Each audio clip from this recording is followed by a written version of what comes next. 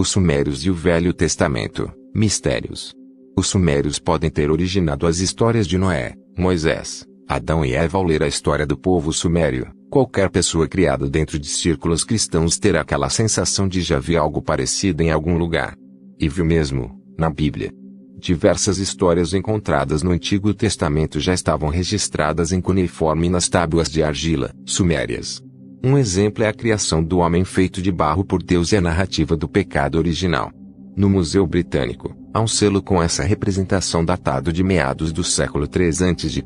A figura mostra uma árvore, que seria a macieira, entre um homem, uma mulher e uma cobra, animal abundante nas áreas alagadiças e lamacentas da Suméria.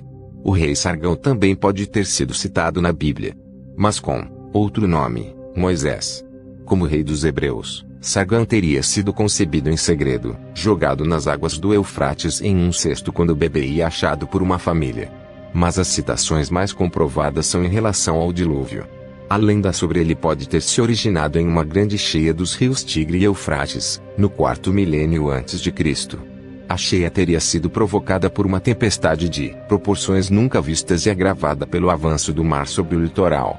Na época, as águas do oceano entravam no Golfo Pérsico cerca de 230 quilômetros a mais que nos dias de hoje. Os contornos do litoral também foram alterados pelas tempestades de areia e pelo assoreamento da região.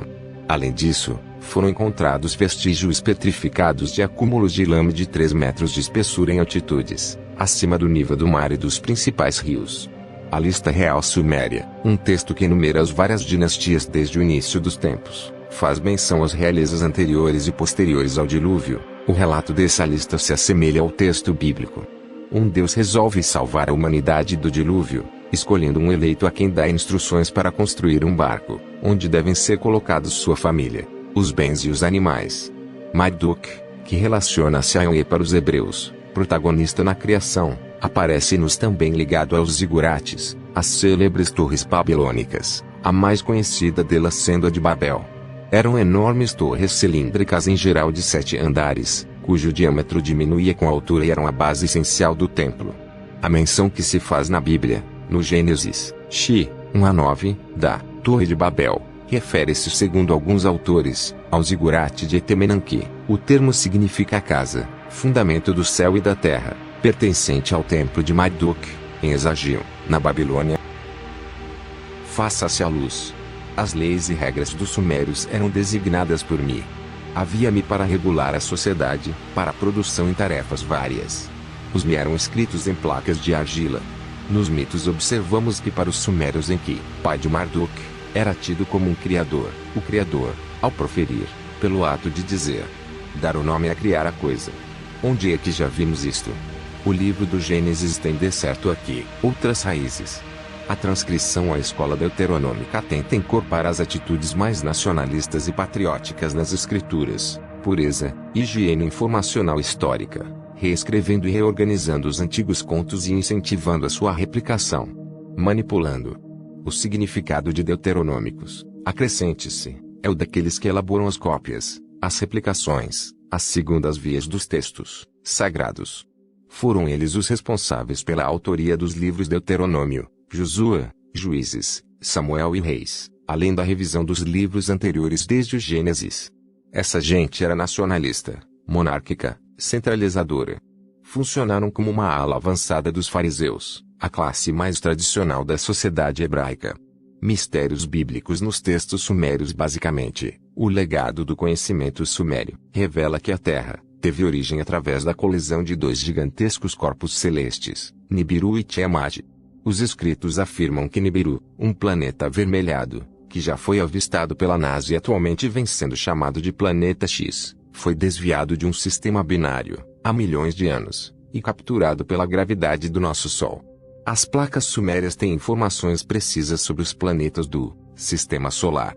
O mais impressionante são os dados sobre Plutão, planeta que só foi descoberto em 1930. Eles sabiam o tamanho de Plutão, sua composição química e orgânica e afirmavam que Plutão era na verdade um satélite de Saturno que se desprendeu e ganhou uma nova órbita. Eles chamavam a Lua de pote de chumbo e diziam que seu núcleo era uma cabaça de ferro. Durante o programa Apollo, a NASA confirmou esses dados. Esse conhecimento seria possível há 3.000 anos. Segundo os sumérios, uma raça de extraterrestres chamada Anunnaki, os do céu que estão na Terra, que mais tarde foram chamados de Elohim, senhores do céu, eram humanoides gigantes vindos do planeta Nibiru e que, devido a problemas no seu ecossistema, decidiram iniciar um processo de colonização no nosso planeta, por volta de 450.000 anos atrás.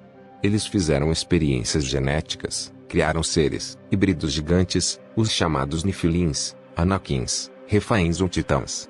O fato é que em alguns milênios eles acabaram organizando os homens em centros urbanos e os instruíam em todos os segmentos possíveis, gerando então poderosas civilizações.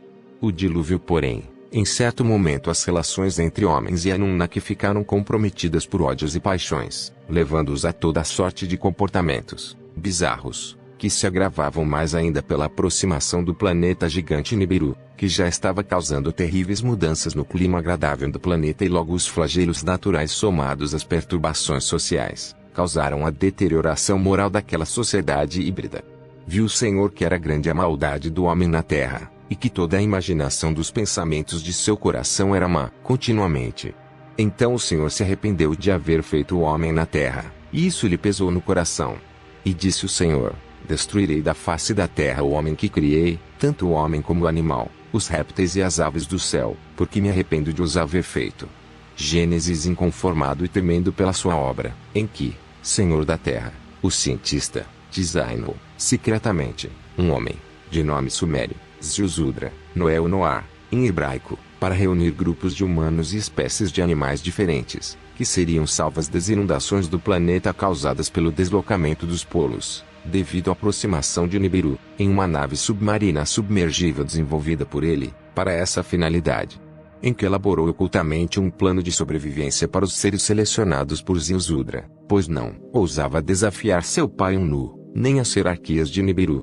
Sem tomar conhecimento do seu plano, os Anunnaki evacuaram a Terra e de suas naves estacionadas na órbita do planeta, observaram o desastre e se entristeceram, sofrendo pela destruição daquela grandiosa obra e amargurados por terem abandonado os humanos ao terrível cataclismo.